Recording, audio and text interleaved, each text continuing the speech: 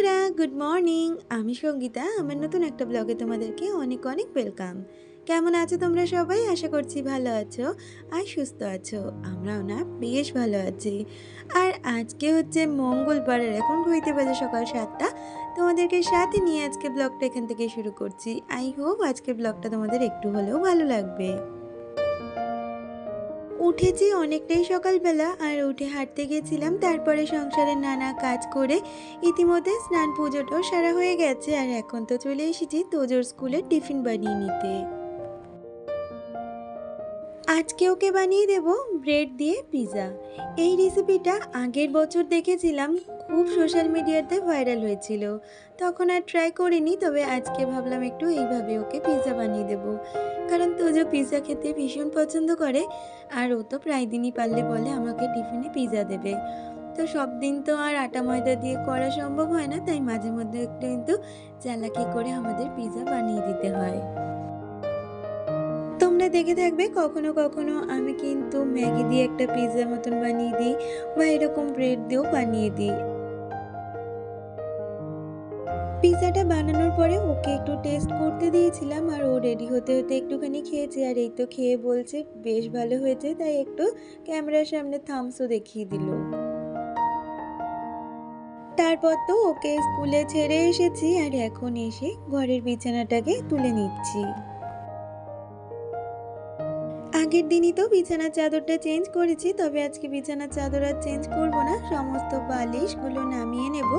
আর তারপরে বিছানাটাকে একটু ভালো করে ঝেড়ে, আর তারপরে বিছানার চাদরটা চারিদিক থেকে টান টান করে নেব। এখন তো গরমকাল পড়েই গেছে, আর গরমকাল মানেই কিন্তু দিনটা অনেকটাই বড়। কাজের জন্য কিন্তু অনেকটা বেশি সময় পাওয়া যায়। তবুও কিন্তু আমি আগে থেকেই সমস্ত কাজের পূর্ব পরিকল্পনা করে রাখি আগের দিন রাত্রে, যে কোন কাজটা কিভাবে করব আর কখন করব। সেক্ষেত্রে কিন্তু কাজগুলো আমার গুছিয়ে করতেও সুবিধে হয়। যেমন ধরো তোজোর স্কুলের টিফিন আগের দিনই আমি ডিসাইড করে রাখি যে ওর কালকে আমাকে কি টিফিন দিতে হবে।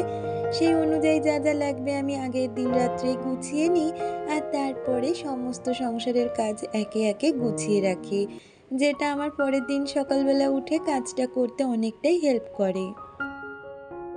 আর আজকে হাজব্যান্ডও সকাল সকাল বেরিয়ে গেছে, তোজোকে স্কুলে দিয়ে ও কিন্তু অফিসে বেরিয়ে গেছে। তাই সকাল থেকে অনেকটাই হাতের সময়, আর তার মধ্যে ঘরে দেখবে লোকজন না থাকলে কাজগুলো একটার পর একটা গুছিয়ে করতেও সুবিধে হয়। সেই কারণে বিছানাটা গুছিয়ে ঘরের বাকি যে ডাস্টিংয়ের কাজটা থাকে সেই কাজগুলোকেই এখন করে নিচ্ছি।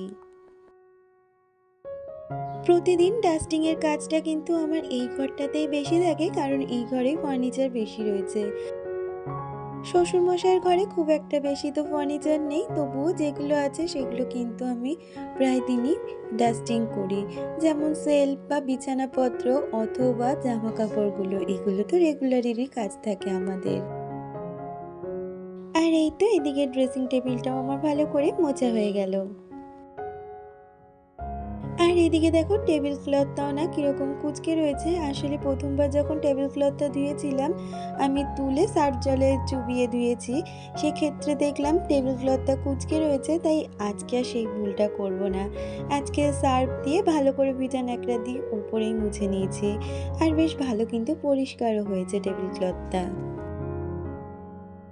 আর এদিকে দেখো রান্নাঘরে ঢোকার আগে আমি কিন্তু 1 জগ গ্লুকন-ডির জল বানিয়ে রাখলাম, কারণ রান্না করতে করতে এই জলটা কিন্তু অনেকটাই হেল্প করবে সারাদিনের এনার্জি বুস্ট করতে।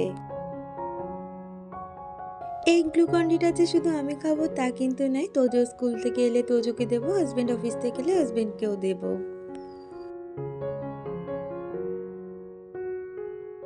আর এই তো চলে এলাম সোজা রান্নাঘরে। এসেই আগে যে কন্টেনারগুলো খালি হয়েছে সেগুলো আগে রিফিল করে নিলাম। এদিকে নুনটাও ঢেলে নিলাম, আর ওইদিকে চিনির কন্টেনারটাও খালি হয়ে গেছে, ওটাকেও রিফিল করে নেব। রান্নার আগেই যদি খালি মশলার কন্টেনার যদি রিফিল করে নেওয়া হয় তাহলে কিন্তু রান্না করতে আর অসুবিধে হয় না। না হলে রান্না করতে করতে এই কাজগুলোকে করতে হয়, তাতে কিন্তু রান্নারও দেরি হয়। আর তারপরে আমার মনে হয় এঁঠো কাটার ছোঁয়াছানিটা হয়ে যায়, যেটা আমি কিন্তু খুব বেশি মানি। আজকে রান্না করব তেলাপিয়া মাছের পাতলা করে ঝোল। আর কিছু রান্না করব না। তবে খাওয়ার আগের দিনে একটু পেঁয়াজিও ভেজেছিলাম। কারণ শুধু শুধু মাছের ঝোল দিয়ে কাউকে খেতে দিতে বেশ খারাপ লাগে, আর তোজও না সেটা পছন্দ করে না। তাই ওর জন্য খাওয়ার আগে দিয়ে কটা পেঁয়াজি ভেজে দিয়েছিলাম। আর এই দেখো একটার পর একটা কাজ কিন্তু খুব সুন্দরভাবে গুছিয়ে নিচ্ছি। আসলে গরম হোক বা শীতকাল হোক, প্রতিদিন যদি আমরা কাজের আগে থেকে পরিকল্পনা করে রাখি, তাহলে কিন্তু অল্প সময়ের মধ্যে আমরা সংসারের সমস্ত কাজ গুছিয়ে করতে পারি। আর ওদিকে মাছটা ভাজা বসিয়ে দিয়ে আমি এদিকে সবজিগুলো কেটে নিয়েছি। যেহেতু আজকে শুধু মাছের ঝোল করবো, আর মাছের ঝোলে আজকে দেবো আলু আর পটল, তাই এগুলোকে কেটে নিচ্ছি। আর এই তো পটল আর আলুগুলোকে একটা ঝুড়ির মধ্যে তুলে নিচ্ছি, এগুলোকে ধুয়ে নেব। আর মশলার জন্য এদিকে নেব আদা জিরে বাটা দিয়ে আজকে মাছের ঝোলটা করব। সাথে একটা টমেটো, পুরো গোটা দেবো না কারণ টমেটোটা অনেকটাই বড়, তাই অর্ধেকই দিলাম টমেটোটা। আর এর মধ্যে জিরের গুঁড়োটাও দিয়ে দিলাম। এইভাবে কিন্তু আমি মশলাটা করে নেব। এইভাবে মশলা করতে কিন্তু সুবিধেও যেমন হয়, খেতেও কিন্তু এক অন্যরকম টেস্ট লাগে, ভালোই লাগে। আর এদিকে দেখো আমার মাছগুলো কিন্তু বেশ সুন্দর করে ভাজা হয়ে গেছে। আর অনেকগুলো যেহেতু মাছ, অল্প অল্প করে একে একে ভেজে নিচ্ছি। আর ওদিকে মাছটা ভাজা বসিয়ে দিয়ে আমি এদিকে মশলাটা কিন্তু মিক্সিতে করে নিচ্ছি।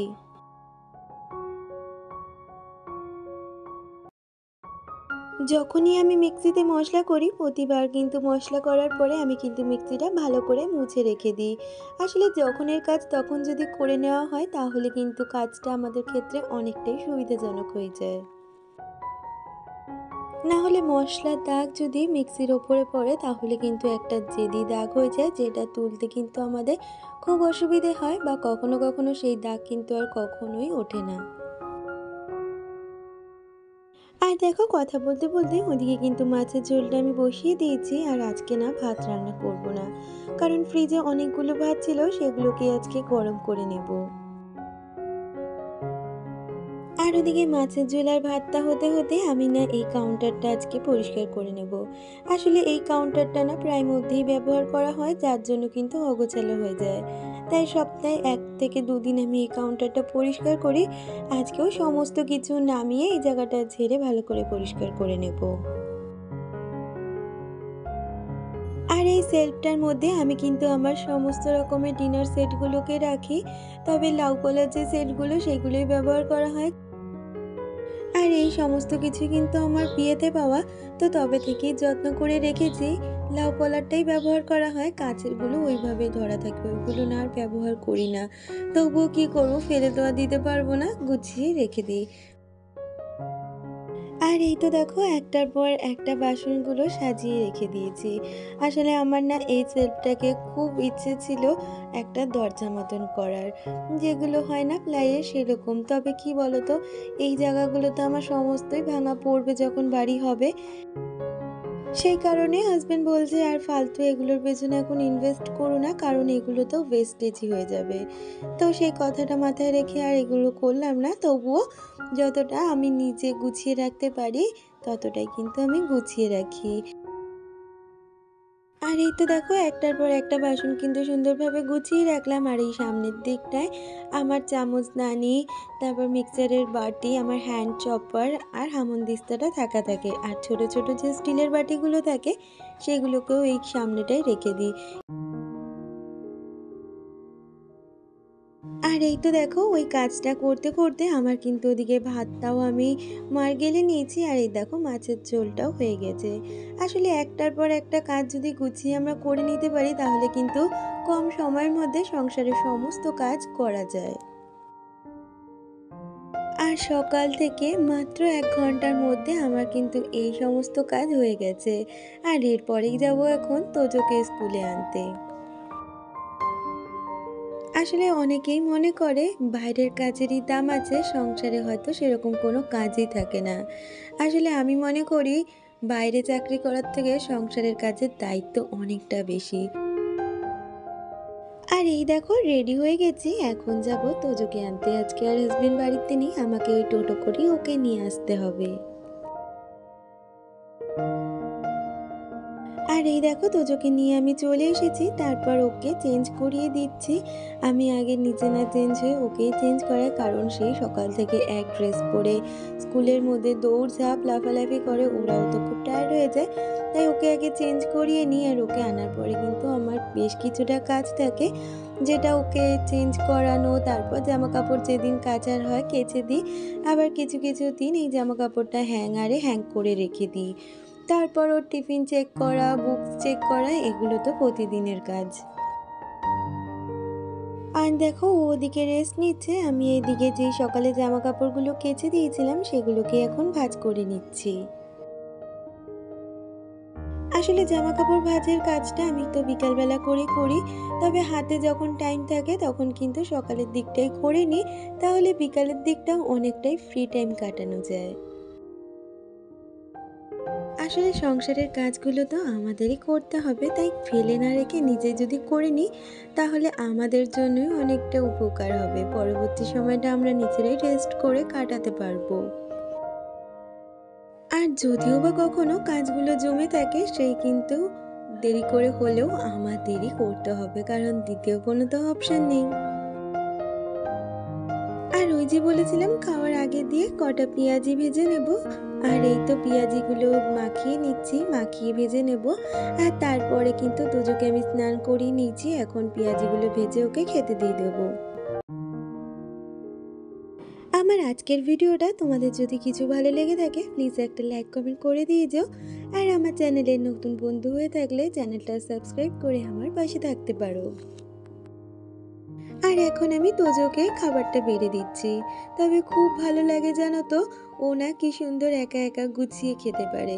একটু মাখিয়ে দিতে হয়, তবুও কিন্তু মাখিয়ে দেওয়ার পরে ও যে একটার পর একটা গুছিয়ে খেতে হয়, সেটা কিন্তু ও বেশ ভালো শিখে গেছে। তাহলে বন্ধুরা আজকের ভিডিওটা এ পর্যন্ত, দেখা হচ্ছে পরবর্তী ভিডিওতে।